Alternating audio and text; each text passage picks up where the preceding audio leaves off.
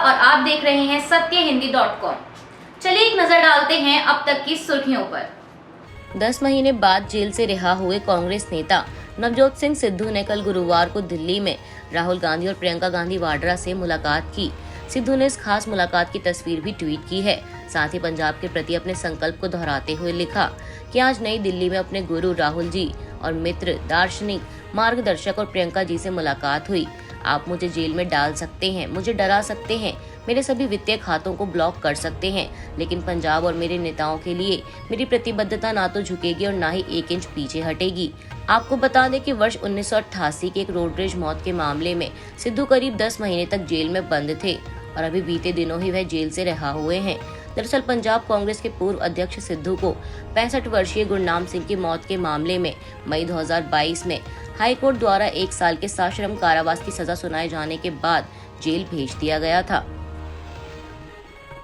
कांग्रेस छोड़कर अपनी पार्टी बना चुके गुलाम नबी आजाद और बीजेपी में शामिल हो चुके ज्योतिरादित्य सिंधिया ने पिछले दिनों कांग्रेस और राहुल गांधी पर जोरदार हमला बोला था, जिसके बाद से कांग्रेस पार्टी के कई नेता उन पर लगातार पलटवार कर रहे हैं।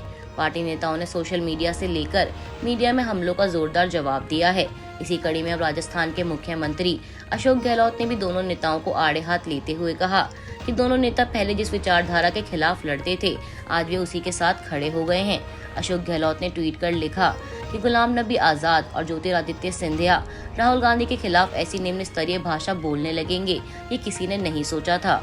बीजेपी के नेता थक चुके हैं क्योंकि राहुल गांधी इतने हमलों के बावजूद जनता की आवाज उठाने से पीछे नहीं हटे हैं। अब इसलिए कांग्रेस से गए इन नेताओं को टास्क दिया गया है। ये सब जिंदगी भर जिस विचारधारा से लड़ने की कस्में खाते थे, आज बीजेपी नेताओं के इशारे पर उसी फांसीवादी विचारधारा के साथ खड़े हो गए हैं। एसएससी पेपर लीक मामले में गिरफ्तार तेलंगाना बीजेपी अध्यक्ष बंदी संजय कुमार को जमानत मिल गई है। बता दें, वारंगल की एक मजिस्ट्रेट अदालत से 20,000 रुपए के 2 मुचकले की शर्त पर संजय कुमार को जमानत मिली है। हालांकि कोर्ट के द्वारा जमानत मिलने के बाद उन्हें आज शुक्रवार को रिहा किया जाएगा। इसके साथ ही कोर्ट ने उनके देश छोड़ने पर भी रोक लगा दी है। कोर्ट ने निर्देश दिया है कि उन्हें जांच में सहयोग और पुलिस का सहयोग करना होगा। बता दें कि करीमनगर से सांसद और प्रदेश बीजेपी अध्यक्ष बंदी संजय कुमार को मंगलवार आधी रात को पुलिस ने गिरफ्तार किया था। उनकी गिरफ्तारी पर उनके समर्थकों ने जमकर विरोध प्रदर्शन किया था। संजय कुमार इस मामले में मुख्य आरोपी हैं और उन पर एसएससी प्रश्न पत्र की कॉपी बनाने और उसे लीक करने की साजिश का आरोप है। कांग्रेस के दिग्गज नेता ए.के. एंटनी के बेटे अनिल एंटनी कल गुरुवार को भाजपा में शामिल हो गए, जिसे लेकर उन्होंने कहा कि वैचारिक अंतर के कारण उन्होंने अपने कदम आगे बढ़ाए हैं। अनिल एंटनी के इस कदम के लिए पिता की ओर से की गई तीखी आलोचना को लेकर उन्होंने कहा कि मेरे पिता एक ऐसे व्यक्ति हैं जिनके लिए मेरे दिल में सबसे गहरा प्यार और सम्मान है। अनिल एंटनी ने एनडीटीवी से बातचीत के दौरान कहा कि यह किसी भी तरह से व्यक्तिगत नहीं है। देश की दिशा कहाँ है, इसको लेकर विचारों और दृष्टिकोण का अंतर है। मैंने यह स्पष्ट कर दिया है कि मैं युवा भारत का प्रतिनिधित्व करता हूं। उन्होंने कहा कि मैं आपको आश्वस्त कर सकता हूं कि यह वह कांग्रेस पार्टी नहीं है जिसे मैं तब से देखता रहा जब मैं बड़ा हो रहा था। यह वही पार्टी नहीं है जो 20 साल पहले अस्तित्व में थी, यहाँ तक कि 5 साल पहले भी ऐसी नहीं थी। यह वह पार्टी है जिसे 2 या 3 व्यक्तियों की हित पूर्ति तक सीमित कर दिया गया है। अनिल ने कहा कि यह निश्चित रूप से दुखद है, लेकिन कांग्रेस इस देश का भविष्य नहीं है। यह सिर्फ मेरी राय नहीं है, यह भारत के विशाल बहुमत की राय है।